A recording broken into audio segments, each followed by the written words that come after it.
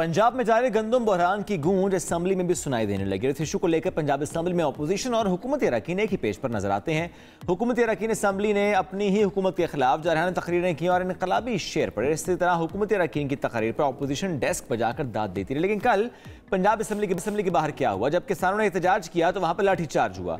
ये मामला आखिर इस हद तक खराब क्यों हुआ? इस वक्त हालात क्या हैं? मामला किस तरह बेहतर हो सकते हैं? इस पर हम बात करेंगे। हमें प्रोग्राम में ज्वाइन किया है चेयरमैन ऑल पाकिस्तान किसान फाउंडेशन महबूब बुखारी साहब ने। सर बहुत शुक्रिया, आपने वक्त दिया। सबसे पहले सर हम यही जानना चाहेंगे आपसे कि कल क्या हुआ? जब एहतजाज हुआ तो फिर लाठीचार्ज, पूरा मामला क्या रहा?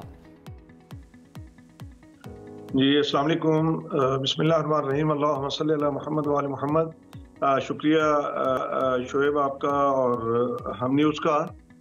गुजारिश ये है कि जो है वो हमारे हक़ की कभी भी तरजीह नहीं रही। कहते वक्त करता है परवरिश बरसों, हादसा एक दिन में रूनुमा नहीं होता। तो ये कहानी तो कुछ ऐसी दर्दनाक है कि ये हालात एकदम से नहीं बिगड़े। जो गलत पॉलिसी हैं और जो गलत फैसले हैं और जो जाती मनफियत के ऊपर फैसले लेती हैं और अवाम मफाद थी, तो इस तरह के बहरान आपको देखने को मिलते हैं। ठीक है। सवाल ये पैदा होता है कि जब आपके मुल्क के अंदर मौजूद तो इंपोर्ट क्यों हुई? ज़ाहिर ये हुआ जिसकी वजह से मामला यहाँ तक पहुंचा। सर अब मुतालबात क्या हैं आप लोगों के? अब इस वक्त हुकूमत से क्या बातचीत चल रही है और क्या रिस्पॉन्स है हुकूमत का? जी मुतालबात तो हमने यही कहे कि भाई आप गंदम हमसे खरीद करें। 3900 रुपए आपने रेट मुकर्रर किया जो कि हमें काबिल कबूल नहीं है, क्योंकि पिछले साल भी 3900 रुपए था और अब भी 3900 रुपए हुकूमत ने रखा। जब पिछले साल जो खाद की कीमत थी, जो बिजली की यूनिट की कीमत थी, जो डीजल की कीमत थी या लेबर चार्जेस थे, ये एक के बाद वो कई गुना बढ़ गए। तो अब खैर वो बात हो गई। अब फिर इन्होंने एक पॉलिसी कर दी। देखें, ये अब हमें कहाँ छोड़ रही है हुकूमत और कह रही है कि जी हम नहीं खरीद सकते। तो हम मुतालबा यही है कि हमारा दाना दाना खरीदा जाए। ठीक है। जिस तरह साल जो है वो हुकूमत होती है उस तरह ये खरीदे। अब हुकूमत ने किया क्या, हमारे साथ मजाक क्या किया है, वो जरा सुन लीजिए। बड़ी दिलचस्प बात है कि हुकूमत ने एक पॉलिसी अनाउंस की।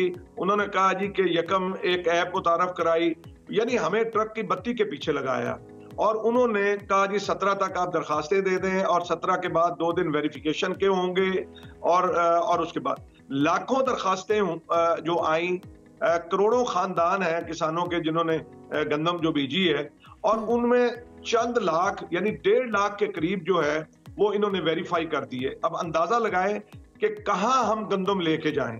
इस वक्त भी मेरे घर के बाहर गंदम पड़ी है और खुले आसमान तले पड़ी है और कोई उसको खरीद करने वाला नहीं है। अब ये हुकूमत वक्त का जो फर्ज है उनका काम है। अब हमने हमारा तो एक ही मुतालबा है कि हमसे गंदम जो है वो कंट्रोल रेट पे खरीदी जाए। फिर इन्होंने क्या किया कि 22 अप्रैल को इन्होंने कहा जी कि हम 22 अप्रैल तक हम इंतजार करते रहे कि जी फूड डिपार्टमेंट खरीद करेगा। महमूद साहब, आप जो अपनी बात में मुकम्मल भी कीजिएगा, इससे पहले जो आप जिक्र करते हैं, आपने खुद भी कहा घर के बाहर भी ज़रा गंदम आपने रखी हुई है। क्या ये मुतालबा भी इस वक्त है कि अगर हुकूमत नहीं खरीदती, अगर उसके पास रखने की गुंजाइश नहीं है, ये मार्जिन नहीं है, तो फिर जो पाबंदी लगाई जाती है कि पंजाब की गंदम सिंध में, बलूचिस्तान में, केपी में नहीं जा सकती, वो पाबंदी उठाई जाए ताकि किसान अपनी गंदम बेच सकें? दरअसल बात यह है कि हमारे यहाँ पॉलिसियाँ इतनी देर से बनती हैं। आप ये देखें कि ये उस वक्त हुकूमत को चाहिए था कि जब हम गंदम काश्त कर रहे थे नवंबर के अंदर, तो उस वक्त ये एक पॉलिसी दे देती और ये कहती कि जी हम आपसे गंदम नहीं खरीद करेंगे, आपकी मर्जी है बीजें, आपकी मर्जी है ना बीजें, तो हम उसके मुताबिक बीजते। हमें तो कहा गया कि 2 करोड़ 70 लाख टन 80 लाख टन जो है मुल्क की जरूरत है। हमने किसान तो बेबे वतन है और जमीन का सीना चीर के अपने पाकिस्तानियों के लिए अनाज मुहैया करता है। ये हमारा जुर्म बन गया शोएब, मैं आपको बताऊं। अब सवाल ये पैदा होता है कि अब इस मौके पे हमें तनहा हुकूमत छोड़ रही है। हमारी इतनी अरबों रुपए की जो इन्वेस्टमेंट हुई है। पिछली दफा इन्होंने 78 लाख टन जो है वो पाकिस्तान के अंदर किसान से गंदम खरीद की। बाकी कुछ जो है वो सीड कंपनियों ने ली और कुछ जो है वो हमने अपनी जरूरत की घर में रख ली। सवाल ये पैदा होता है इस वक्त मैं कहां जाऊं। ये बहुत अहम बात है। किसान कहाँ जाए जिसने गंदम उगाई है, जिसने इन्वेस्ट किया है, अपना वक्त लगाया है, पैसा लगाया है और हुकूमत के कहने पर लगाया है, जिसने कहा था गंदम खरीदी जाएगी। वाकई ये दुरुस्त बात है। वो किसान कहाँ जाए जब एक तरफ हम ये कहते हैं कि पाकिस्तान एक एग्रीकल्चरल इकोनॉमी है, जब हम ये बात करते हैं कि पंजाब पूरे मुल्क के लिए बड़ा अहम है, चूंकि ज़रा हमारी ज़रखेज़ ज़मीन है, हम यहाँ पे अनाज उगाते हैं, ऐसे में हुकूमत किसानों के साथ क्या कर रही है। अब मैं एक सवाल ज़रूर आपसे करूँगा, जिम्मेदार कौन है? चूंकि जब ये फैसला हुआ कि इंपोर्ट करनी है, हालांकि ये मालूम था कि बम्पर क्रॉप होगी, हालांकि ये मालूम था कि हमारे पास किसान जो हैं वो तैयार हैं, वो अनाज लेकर मौजूद होंगे जिनसे हम खरीद पाएंगे, इंपोर्ट का फैसला किसने किया और उसके खिलाफ क्या हुआ? जी शोएब, यहाँ बदकिस्मती से आपको पता है कि यहाँ कमजोर के ऊपर कानून लगता है और जो ताकतवर है वो कानून के अंदर नहीं आता। ये ऐसा कड़वा सच है जो आप भी जानते हैं, मैं भी जानता हूं। ये मैं बता रहा था आपको, सितंबर 2023 के अंदर निगरान हुकूमत जिसमें अनवर काकर साहब थे, कौसर अब्दुल्ला साहबा थी जो फूड सेक्रेटरी के थे, महमूद अहमद साहब सेक्रेटरी थे और उसके अंदर जो अकमल साहब थे और इम्तियाज गुबांग थे और ईसीसी ने इजाजत दी। और यही मतलब सवाल पैदा होता है कि आज मुल्क के अंदर इतना बहरान जो हुआ है, कभी हम जो है वो आटे पे अरबों रुपए की सब्सिडी देते हैं, क्यों देते हैं?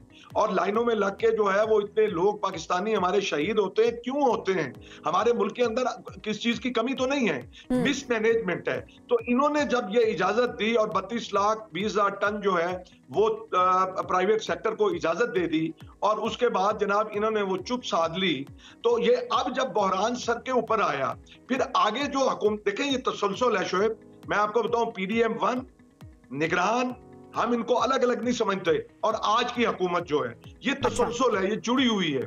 और इन्होंने जो है वो फैसला करते वक्त ये क्यों नहीं सोचा, यानी करे नानी भुगते जो है दोता, यानी करे निगरान हुकूमत। आज हम जलील भी हो रहे हैं, हम गिरफ्तार भी हो रहे हैं, हम पे लाठी चार्ज भी हो रहा है, हमें मारा भी जा रहा है। और ये कल जाहिर है, कल ये सारा मंजर देखा गया है और सबको पता लगा है कि क्या कुछ किया गया है। अब ऐसे में सर, अब जाहिर है एहतजाज भी करके देख लिया, मुज़ाकरात की बात भी हो रही है, बातचीत भी हो रही है, साथ साथ अगला लाएअमल क्या है? अब आपको सिचुएशन कहां तक जाती हुई दिखाई दे रही है? और क्या मरीम नवाज साहबा से मुलाकात की कोई बात हो रही है इस वक्त? जी नहीं, बिल्कुल नहीं सर। वो देखें, किसानों को तो अछूत समझते हैं शोएब, माजरत के साथ पाकिस्तानी भी नहीं समझा जाता। अगर मैं किसी दफ्तर में चला जाऊं, मैं तो मैले कपड़े और टूटे जूते और मैली पगड़ी वाला किसान हूं।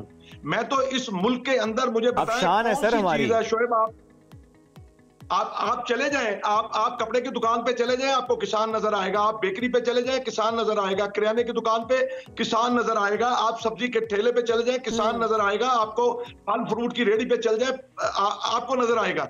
और अब मैं कहता हूं कि शहर वालों को भी इसकी तपिश महसूस होगी। हमारा दर्द कोई नहीं जानता। और ये हुकूमतें ज़राअत को, उनकी प्रायोरिटी आप देख लें कि वो जो बजट बनता है तो वो इंडेक्स उसका क्या होता है, उसका सबसे आखिर में तकरीबन 36 नंबर पे ज़राअत को रखा जाता है। और ये तो आपने जिम्मेदार कहा है, ये हुकूमतें जिम्मेदार हैं। बेशक ऐसा ही है, ये पॉलिसी बनाने वाले जिम्मेदार हैं, ये ऐवान में बैठे हुए लोग जिम्मेदार हैं। चूंकि आपने खुद ईसीसी का नाम ले लिया, जिम्मेदारी बिल्कुल उन पर आती है। लेकिन मैं फिर कहता हूं कि जो हुआ, हम उसमें मिट्टी तो नहीं डाल सकते, वो बिल्कुल होना चाहिए अकाउंटेबल। लेकिन अब जिस तरीके से हुकूमत को इस मसले को हल करना चाहिए, हुकूमत उसमें संजीदा में दिखाई नहीं दे रही। किसान जो हमारी शान है वो इस वक्त पिस रहा है, परेशान है। क्योंकि अगर आज हम किसान को फैसिलिटेट नहीं करेंगे, किसान कल गंदम नहीं बोएगा, और जब किसान गंदम नहीं बोएगा तो हम क्या करेंगे, ये एक अहम सवाल है। सर बहुत शुक्रिया। We really wish and hope कि आपके तमाम जो मुतालिबात हैं उसमें हुकूमत इसको बहुत जल्द हल करे। चूंकि ज़ाहिर है और कोई ऑप्शन है नहीं है, ये हल होना चाहिए और बहुत जल्द होना चाहिए।